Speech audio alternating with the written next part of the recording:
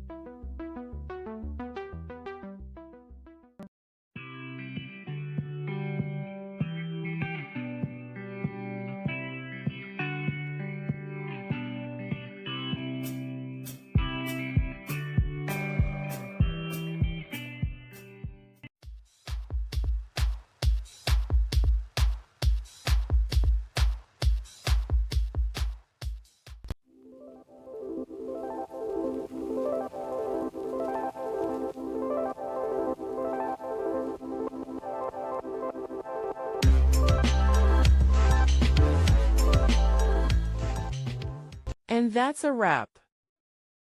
I hope you found the answer you were looking for. If you did, take a second to hit that subscribe button. It really helps out.